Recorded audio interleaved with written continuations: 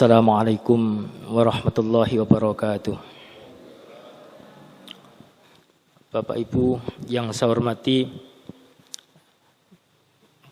hari ini kita masih ada di bulan Rabiul Awal. Okay? Minggu yang lalu kita ada peringatan karena tepat tanggal 12 bulan Rabiul Awal.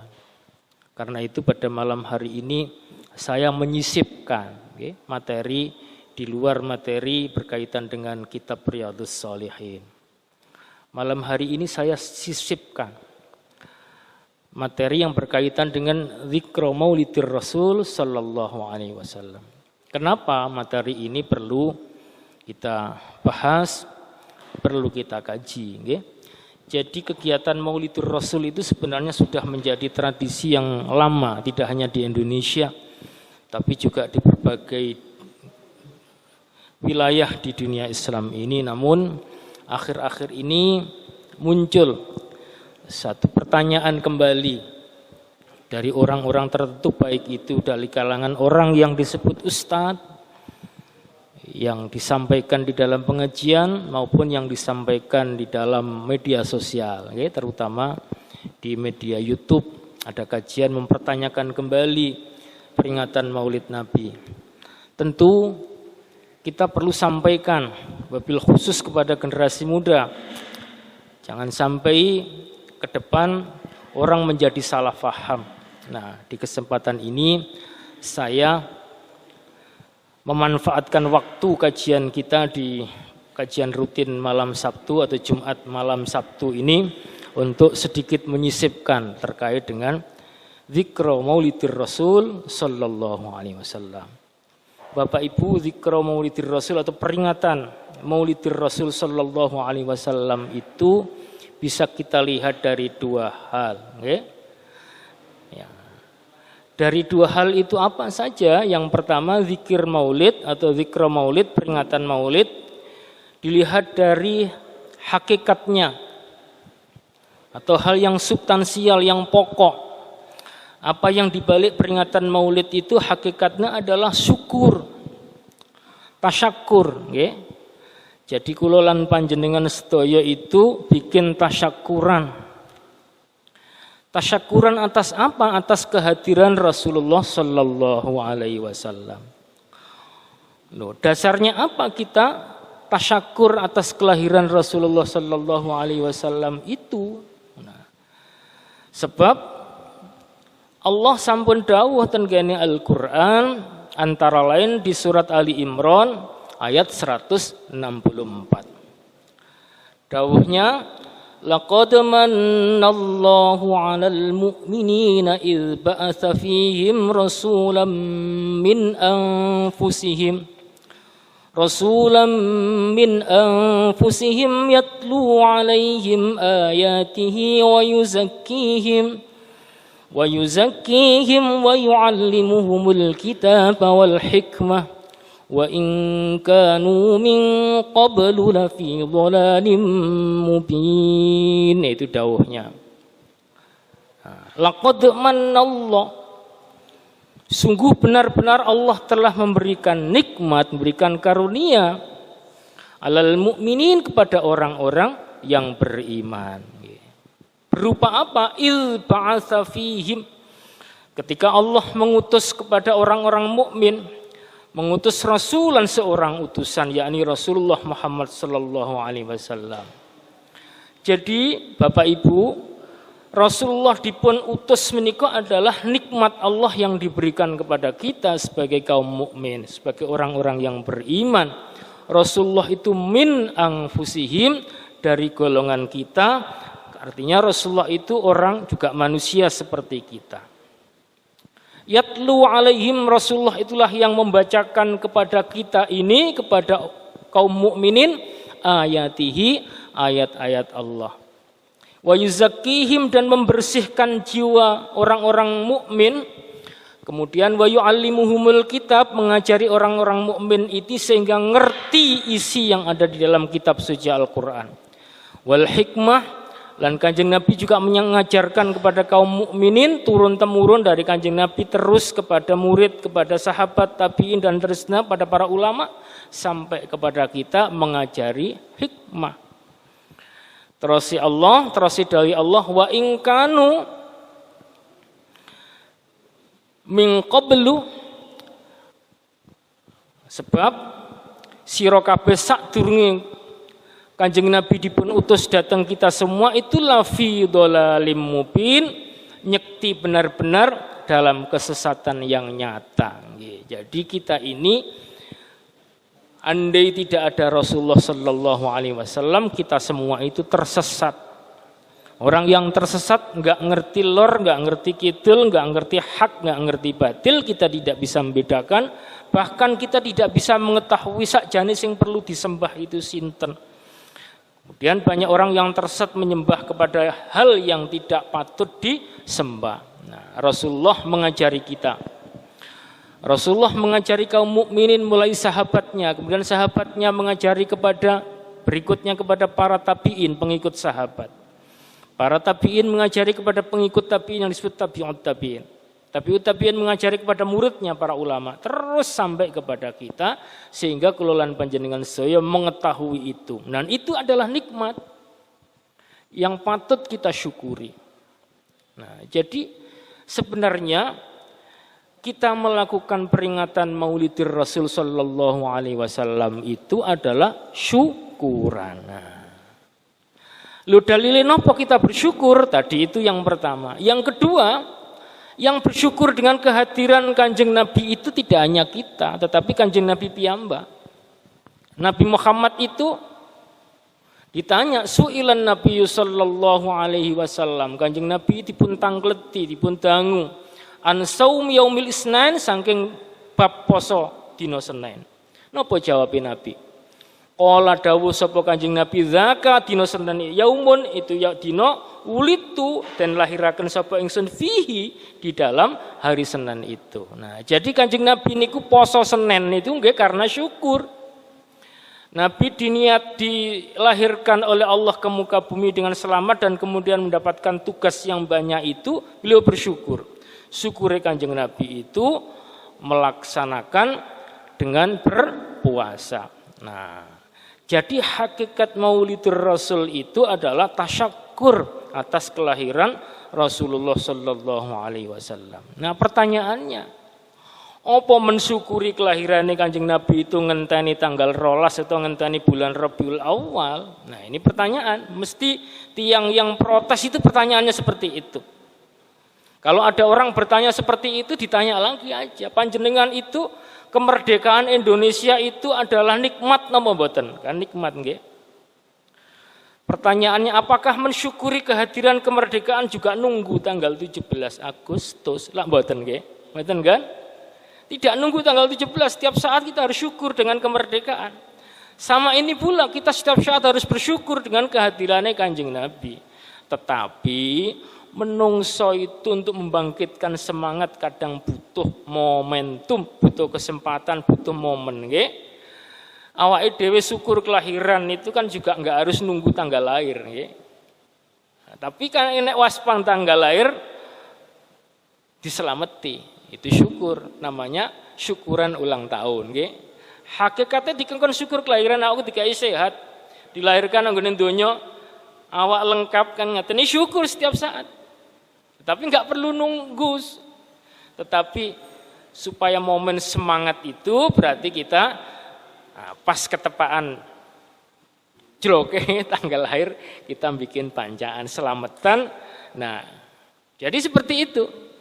Kalau begitu peringatan Maulidur Rasul itu hakikatnya adalah tahaddus bin nikmah, menampakkan kenikmatan menika. Nah, ini juga disampaikan di dalam Al-Qur'an. Wa amma binikmati rabbika fahaddis. Nah, adapun dengan nikmate Allah ingkang sampun diparingaken kepada kita semua, fahaddis, nyatakan, tampakkan. Jadi nikmat itu dikengken nampak-nampakno kali Gusti Allah. Nah, kita syukur atas kelahiran Rasulullah ditampakkan. Nah, Jadi itu pertanyaannya, jadi tadi ada Maulidur Rasul sallallahu alaihi wasallam itu dilihat dari hakikatnya adalah manifestasi tasyakuran kulolan panjenengan sedaya dengan kelahiran Rasulullah sallallahu alaihi wasallam. Nah, sebab kalau kita kemudian abai tidak bersyukur atas kelahiran Rasulullah sallallahu alaihi wasallam, kita ini termasuk orang yang dibenci. Tenggene surat Ibrahim ayat 28 sampai 29 ini Allah dawuh. Dawuh Allah surat Ibrahim ini ditujukan kepada orang-orang kafir ketika itu yang kehadiran Rasulullah mereka justru tidak bersyukur malah mendustakan Kanjeng Nabi. Allah dawuh, alam tara ilal ladzina battalu ni'matallahi kufran wa ahallu qaumahum daral bawar jahannama yaslaunaha wa bi'sal qarar. Nah ini, alam taro, tidakkah kalian melihat ilal ladzina batalu nikmatallah, kepada orang-orang yang menukar nikmat Allah kufran dengan kekufuran, wa hallu qaumulahum, dan kemudian menjatuhkan, menjerumuskan kaumnya darul bawar, ke dalam lembah kebinasaan. Orang yang seperti itu jahannama, mereka akan mendapatkan neraka jahanam, yaslaunaha, mereka akan masuk ke dalam neraka jahanam, wa bi'sal qarar, neraka jahanam itu seburuk-buruk tempat. Nah, jadi seperti itu. Jadi orang yang tidak bersyukur dengan kehadiran Rasulullah, tidak senang, apalagi kemudian bersikap seperti sikapnya orang kafir, maka itu akan mendapatkan tempat di neraka jahanam. Tidak tahu diri orang yang seperti itu. Nah, ini yang pertama, okay? Kemudian monggo.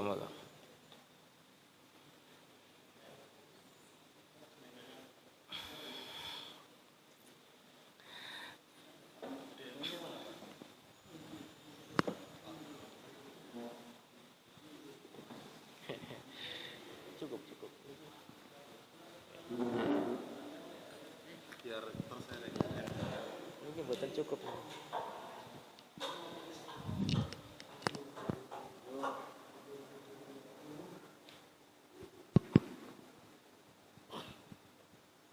Kalau lanjutaken nggih. Jenengan sakit mirsani nggih. Ben tambah. Jadi kita punya dasar pemikiran bahwa kenapa kita memperingati Maulidur Rasul itu, yang pertama adalah kaitannya dengan hakikatnya adalah syukur atas nikmat kehadiran Rasulullah sallallahu alaihi wasallam. Tetapi Bapak Ibu, dilihat dari yang tampak dari luar kebiar, maka peringatan Maulidur Rasul itu hakikatnya adalah hal yang baru. Nah, sebab zaman rumiyin itu enggak ada kegiatan seperti peringatan yang ada sekarang. Orang gawe selamatan, baca sholawat bareng-bareng, itu tidak ada. Nah, oleh sebab itu kita juga perlu melihat dari sudut pandang menika bahwa perayaan Maulidur Rasul atau peringatan Maulidur Rasul, zikra Maulidur Rasul, dilihat dari sudut bahwa ini sebuah tradisi, maka saya ketengahkan menika fatwanya Ibnu Hajar Al-Asqalani. Nah, Ibnu Hajar menika fatwanya dikutip oleh banyak ulama.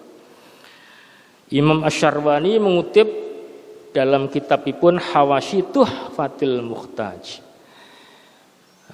Imam Asyuti yang menulis tafsir Jalain, beliau juga mengutip di dalam kitab kumpulan fatwa beliau, Al-Hawi fil Fatwa. Mbah Hadratus Syekh Ki Hasyim Asy'ari juga menulis di dalam kitab beliau. Jadi kitab beliau ini kitabnya Mbah Kiai Hasyim nih, kalau tutuaken panjenengan. Mereka juga mengutip ini ya, At-Tanbihatul Wajibat, ini kitabnya Mbah Kiai Hasyim Asy'ari. Yang beliau juga mengutip fatwanya Ibnu Hajar Al-Hayta Al-Asqalani. Apa kata Ibnu Hajar Al-Asqalani berkaitan dengan tradisi peringatan Maulid yang zaman beliau juga sudah ada?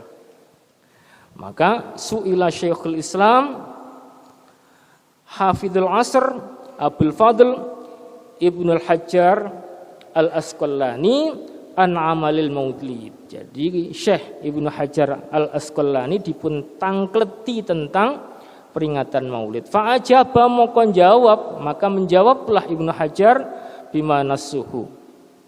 Apa jawabnya Ibnu Hajar? Aslu amalil maulidi, asal peringatan atau tradisi peringatan maulid seperti yang ada di zaman sekarang dan zamannya Ibnu Hajar, beliau mengatakan bid'atun. Nah, ini perbuatan bid'ah.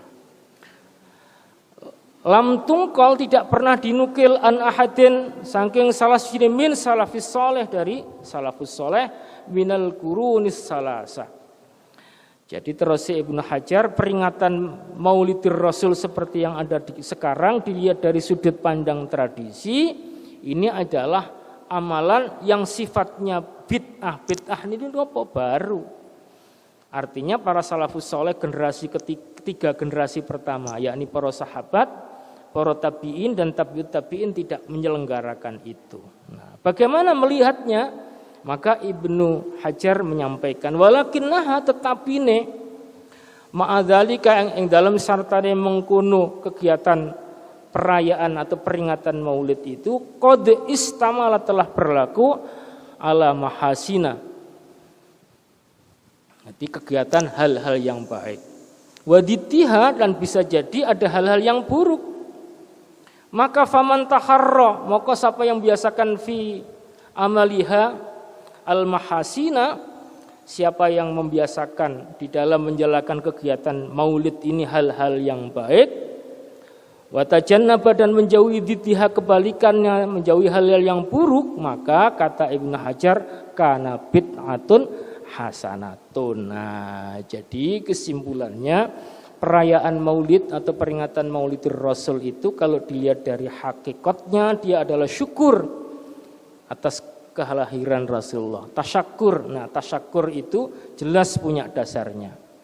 Yang kedua, dari sudut pandang tradisi adalah hal yang baru, tetapi hal yang baru kalau diisi dengan kebaikan, kata Ibnu Hajar ini disebut hal yang baru tapi baik, kan begitu. Jadi disebut bid'ah hasanah. Nah, ini yang perlu kita pahami tentang konsep bid'ah hasanah. Sebab ada orang yang mengatakan pakai dalile itu kullu bid'atin dhalalah, saben-saben bid'ah itu mesti sesat. Nah, bagaimana kita memahami? Para ulama kita mengatakan lafadz kullun di situ lafadz am, tetapi maksudnya adalah khusus. Artinya tidak semua bid'ah itu keliru. Karena bid'ah itu apa? Ibnu Hajar juga menjelaskan di dalam kitab beliau Fathul Bari, wa kullu ma lam yakun, saben-saben barang kang tidak, yang enggak ono fi zamanihi, di dalam zaman Nabi Muhammad itu yusamma bid'atan, disebut bid'ah. Jadi bid'ah niku barang-barang sing zaman Kanjeng Nabi mbiyen mboten enten niku bid'ah. Maka lakinna minha, tetapi di antara bid'ah itu ma yakunu hasanatan, ono kalane ada kalanya baik, wa minha ma yakunu bi khilafi dzalik, ono kalane kebalikannya, artinya jelek atau buruk, sayyi'ah. Nah, bid'ah di dalam kaitannya dengan Maulidur Rasul, dalam konteks kita membuat perayaan, nah peringatan Maulidur Rasul yang kita lakukan itu kan yang pertama adalah kita membaca sholawat, gitu. Membaca sholawat mosok yo lele kan gitu. Yang kedua, kita membahas, mengkaji cerita tentang Kanjeng Nabi. Nanti ada pengajian ya, menjelaskan tentang Nabi Muhammad itu seperti ini, seperti ini, seperti ini, diceritakan datang panjenengan, datang kulolan panjenengan sedaya. Seperti itu mosok ya jelek. Nah, karena itulah Ibnu Hajar mengatakan itu adalah hal yang bid'ah, tapi bid'ah yang hasanah. Jadi kita perlu tegaskan kembali, Maulidur Rasul dari sisi hakikatnya dia adalah syukur, yang jelas syukur itu diajarkan. Maulidur Rasul dari sisi tradisi itu adalah perbuatan baru yang baik, yang kita katakan dengan bid'ah yang hasanah. Jadi begitu jawabnya. Kalau ada orang bertanya begitu harus dijawab begitu. Ada orang yang menggugat kembali sekarang, harus kita kasih argumen yang seperti itu supaya orang yang menggugat bisa paham, enggak salah paham. Nah, itu yang pertama. Yang kedua, Bapak Ibu, saya ingin sampaikan juga Nah, ini sebab ini berkaitan dengan sholawat. Di dalam peringatan Maulidur Rasul biasanya dibacakan sholawat. Loh, sekarang ini juga ada orang mempertanyakan sholawat.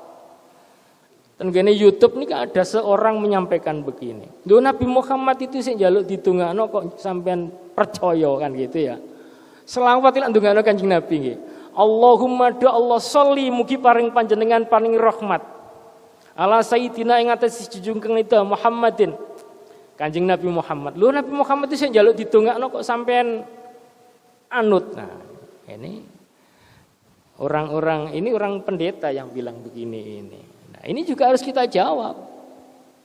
Bagaimana kita menjawabnya? Nah, Allah Subhanahu wa taala piyambak yang menjelaskan di dalam Al-Qur'an surat Al-Ahzab ayat 56. Ayat ini sering dibaca gandengane laqad ja'akum ya.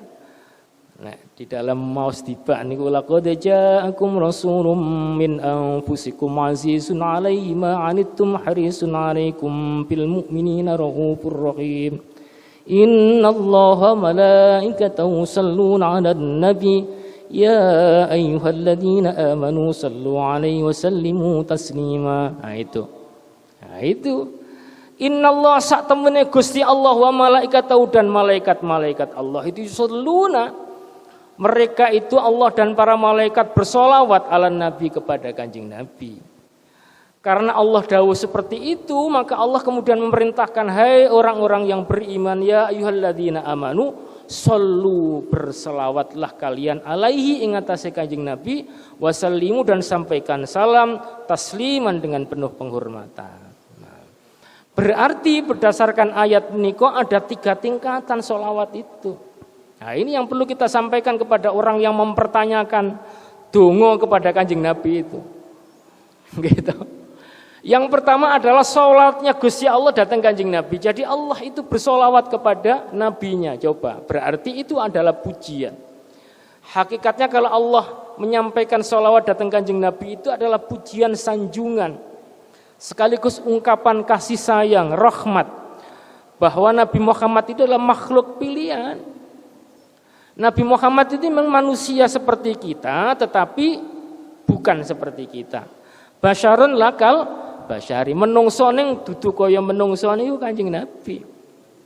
Nah, disanjung dening Allah. Maka Allah bersolawat, kemudian malaikat juga bersolawat. Nek malaikat bersolawat kepada Nabi itu, malaikat memberikan penghormatan. Nek Gusti Allah saja menyanjung, maka malaikat pun lebih berikan penghormatan. Nah, sekarang sholawat kula lan panjenengan sedaya kepada Kanjeng Nabi niku napa maksudnya? Allah memerintahkan kita untuk bersolawat itu. Yang pertama adalah manifestasi supaya kula lan panjenengan sedaya niku cinta dhateng Kanjeng Nabi. Sebab nek kula lan panjenengan secinta dhateng Kanjeng Nabi itu kembalinya kepada kita. Bukan kepada Kanjeng Nabi. Karena terus Kanjeng Nabi, man ahabbani, siapa yang suka, siapa yang cinta kepadaku, kana ma'i fil jannah, maka akan bersamaku di surga. Lah ini awake dhewe niki bersolawat itu manifestasi cinta kepada Kanjeng Nabi. Yang kedua, kita ini berharap pertolongannya Kanjeng Nabi yang disebut syafaat. Nah, dari mana kita mengetahui itu? Dari hadisnya Kanjeng Nabi.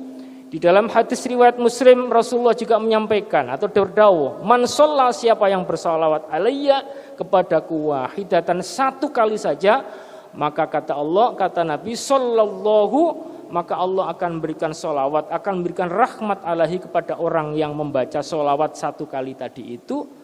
Allah berikan rahmat berapa? Ashron, 10 kali lipat.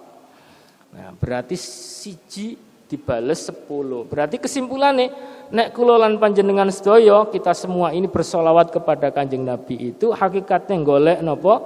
Golek balen. Kan ngeten nggih? Golek balen kanggo awake dhewe rek iki. Jadi kita bersolawat ini bukan untuk Kanjeng Nabi. Ini yang perlu kita sampaikan.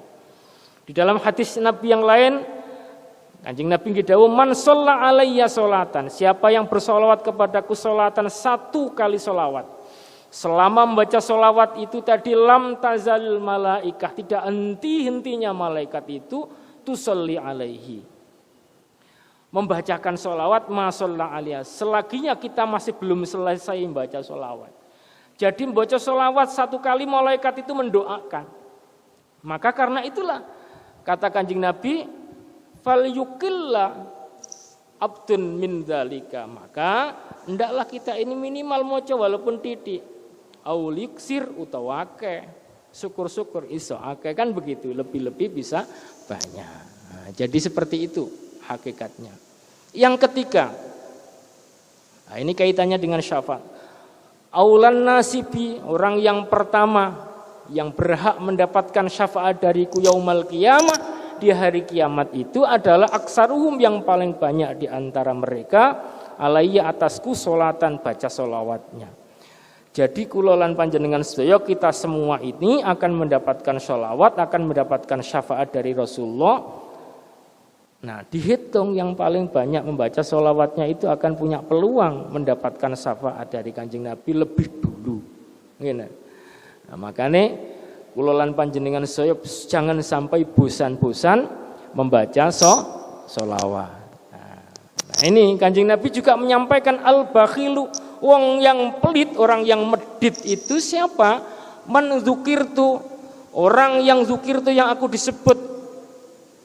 disebut namaku intau di sisinya, falam yusalli alayya, tidak kemudian dia bersolawat kepadaku. Nah, niki juga menjadi tuntunan kulan panjenengan sedaya, kita semua kalau ada orang menyebut Nabi Muhammad sallallahu alaihi wasallam, kita harus segera nimpali Allahumma sholli alaihi atau sallallahu alaihi, supaya kita tidak termasuk golongan orang-orang yang pelit.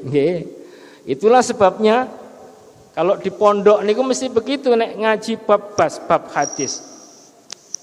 An Abi Hurairah radhiyallahu anhu, Nabi sallallahu alaihi wasallam, santri ini ngomong Allahumma sholli wa sallim alaihi gitu. Nah, kita membiasakan begitu, nggih.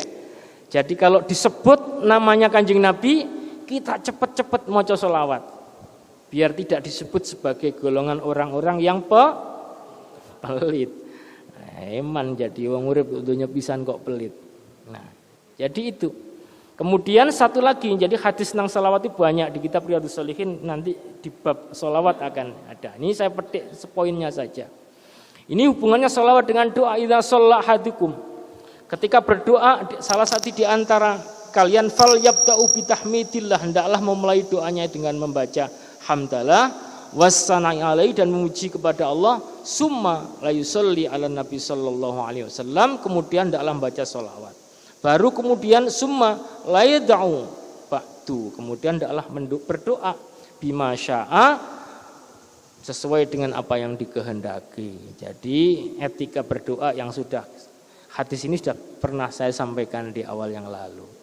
Nah, contoh sekarang selawat niku banyak, tetapi selawat yang maksurat yang dituntunkan oleh Rasulullah dan kita baca pada saat kita melaksanakan sholat itu adalah sholawat Ibrahimiyah. Nah ini, Allahumma sholli ala Sayyidina Muhammad wa ala ali Sayyidina Muhammad kama shallaita ala Sayyidina Ibrahim, dan seterusnya sampai fil alamina innaka hamidum majid. Ini adalah sholawat Ibrahimiyah yang maksurat.